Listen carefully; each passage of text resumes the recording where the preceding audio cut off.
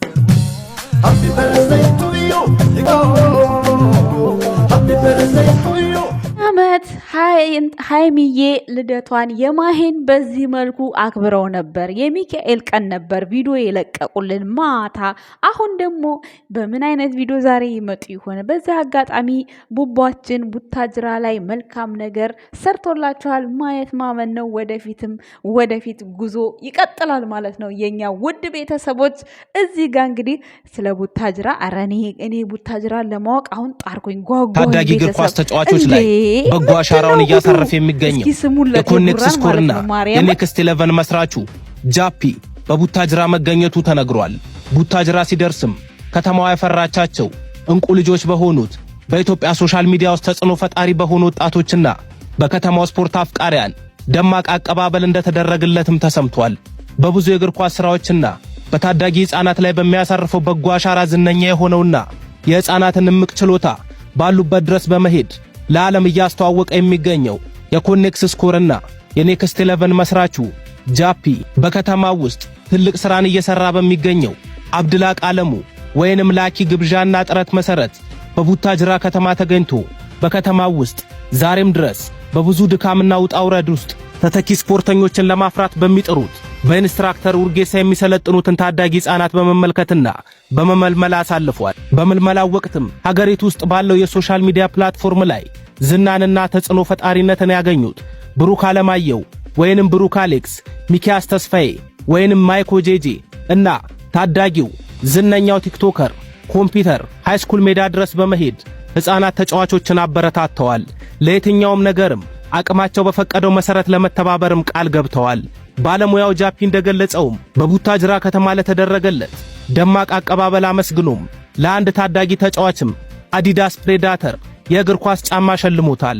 በቀጣይም ወደ ቡታጅራ ከተማ በሚመለስበት ጊዜም ከውጭ አገራት ለምልመላ የሚመጡ መልማዮች ስለሚኖሩ ከመልማዮች ጋር ግንኙነትን በመፍጠር የቡታጅራን ታዳጊዎች ለምርጫ እንደሚያቀርብም ቃል ገብቷል።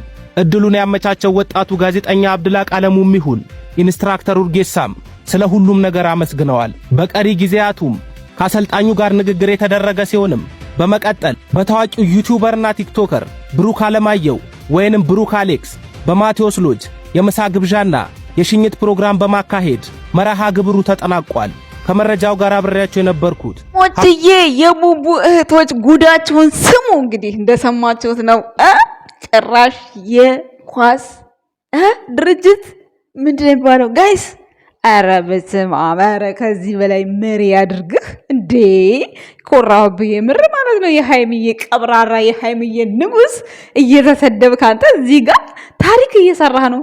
በስመ አብ! አልጠበኩም ዴ ኮምፒውተር፣ ሚኮ፣ ብሩክ እነዚህ ሁሉ ቡታጅራ ናቸው።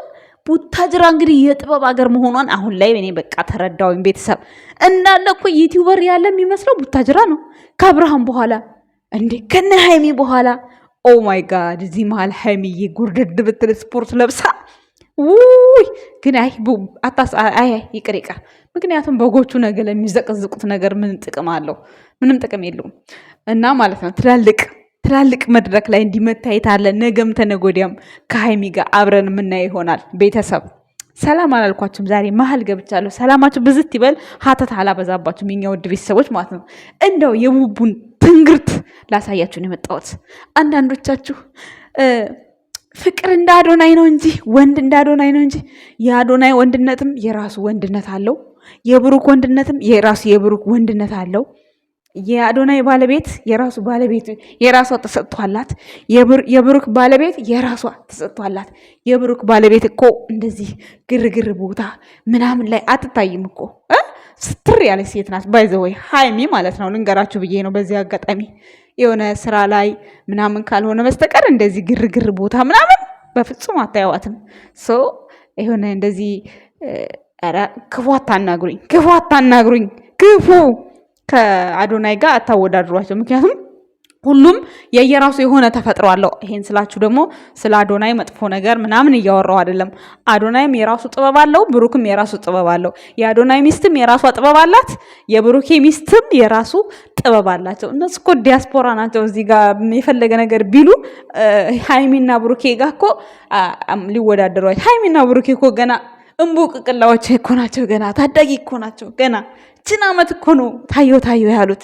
ፈጣሪ ከዚህ በላይ ከፍ ያድርጋችሁ እግዚአብሔርን ማለት ነው። አኮራኝ ብሩክ የምሬን ነው። ከቡታጅራ ውስጥ እንደዚህ አድርጎ መጠራቱ ደስ አይልም? በጣም ነው ደስ የሚለው። እግዚአብሔርን እኔ ደስ ብሎኛል። የምሬን ነው። ከዚህ በላይ የመድረክ መሪ አድርገህ ከምትወዳት ከምታፈቅራት ከሃይሚዬ ጋር ሰላሙን ያወርድልህ። በዚያ አጋጣሚ የቡቡ እህቶች እንኳን ደስ አላችሁ። ወንድማችሁ እዚህ ጋር ታሪክ ሰርቷል ከቻይናዎች ጋር ማለት ነው።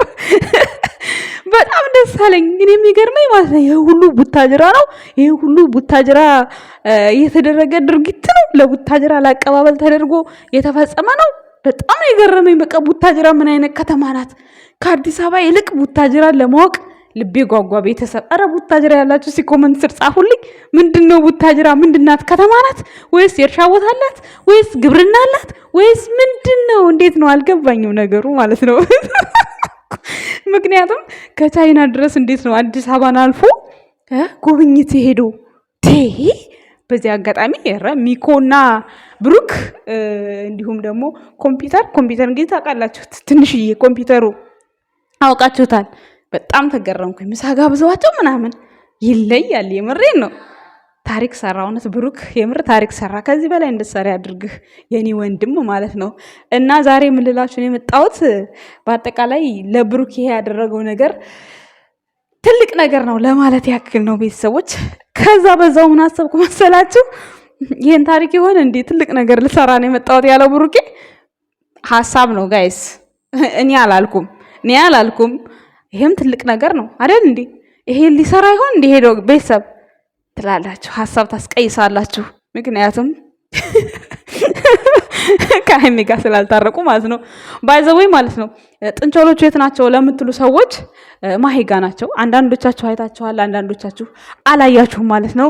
ማሂ እንግዲህ ልክ እንደ ሃይሚዬ ሆኜ እየተንከባከብኩ እያሳደግኩ ነው፣ የሃይሚዬ ናቸው ብላ በቀደም ላይቭ ላይ ይዛቸው መታ ነበረ። በዚህ አጋጣሚ አያችሁ አይደለ? በቃ እጅና ጓንት ማለት እንደዚህ ነው ጓደኝነት። እናንተ ባለፈው ተጣልተዋል ምናምን እያላችሁ ስታሽቃብጡ ነበር። እነሱ ግን ውስጥ ለውስጥ ይገናኛሉ። ዩቲዩበሮች ማለት ነው አይጣሉም። ዩቲዩበሮች አይጣሉም። ለምን? ስራውን ያውቁታል። ምን ያጣላቸዋል? ምን አገናኝቷቸው? በዚህ መልኩ እንግዲህ ልጆቿን እሷ እየተከታተለችላቸው ነው ያለችው። ሚፍታህ ከሄደ በኋላ ብዙዎቻችሁ ለምንድነው የጥለዋቸው ነው ያላችሁ ነበረ። ነገር ግን ከሃይሚና ከብሩክ ግን ይሄ አይጠበቅም። ምክንያቱም ልጆቻቸውን ጥለው እነሱ ተጣልተው ቢያንስ አባት ወይ እናት ማግኘት አለባቸው ነበረ። ግን ያው ምንም ቢሆን ምን ያው ከስጋ ቁርጥ ብለው ስላልወጡ እንደ ልጅ አይቆጠሩም እና ማንም ሰው ሊያሳድጋቸው ሊንከባከባቸው ይችላል። ገንዘብ ነው ያው በቴሌፎን ሪሴንድ ታረጋለች ሃይሚ ማለት ነው።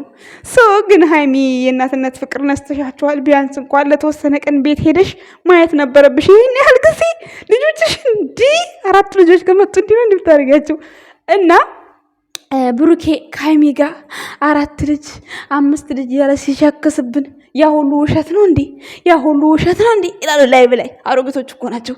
እና ስላወራ መወለድ አለበት እንዴ? ስላወራ ብቻ አለበት እንዴ? ያወራ ሁሉ ተግባር ቢተገብር ከኢትዮጵያ ስንት ነገር ሀብት ይኖር ነበር፣ ስንት ነገር ድሃ ይኖር ነበር። የተወራ ሁሉ እኮ ሊሆን አይችልም። ብዙ ጊዜ ደግሞ ብሩኬ ከእግዚአብሔር ጋር ነው የሚለው። እግዚአብሔር ከፈቀደ ሃይሚዬ ፈጣሪ ካለ ካገባሁሽ ነው እያለ ያለው ካለ ነው። ስለዚህ ምንም ወንጀል የለበትም ይሄ ልጅ ማለት ነው። ሲጀመር ደግሞ ሃይሚና ብሩኬ አይለያዩም። እናንተ ናችሁ እንጂ የለያያችኋቸው፣ እነሱ አይለያዩም። ስለዚህ ሁሉ ነገር በቅርቡ አዳዲስ ነገር የምታዩ ይሆናል። በዚህ አጋጣሚ እንግዲህ አንድ የቡቡ ያስተላለፈው መልእክት ልነግራችሁ ነው። 2 ደግሞ ደስ ብሎኝ ነው። በዛ ላይ ደስ ብሎኝ ነው አካውንት ዩቲዩብ ላይ እንዲቀመጥ ፈልጌው ነው። ገባችሁ? እንደገና ደግሞ ማሄ ልደቷ እንደነበር እሱ ልነግራችሁ። ሲቀጥል ደግሞ ጥንቸሎቹ ብዙዎቻችሁ እያሰባችሁ ስለሆነ እሷ ጋር እንዳለ ሙሉ መረጃ ስለደረሰኝ አንዳንዶቻችሁ አይታችኋል፣ አንዳንዶቻችሁ ጥያቄ ስለሆነባችሁ ያንን ለመናገር ነው የመጣሁት የኔ ውድ ቤተሰቦች እና እናመሰግናለን። ቡቧችን በዚሁ ቀጥልበት። ከዚህ የበለጠ መድረክ መሪ ያድርግ ከውዷ ባለቤት ከሃይሚቾ ጋራ ማለት ነው። ይመችህ ያለማየሁ ልጅ ባይ ቤተሰቦች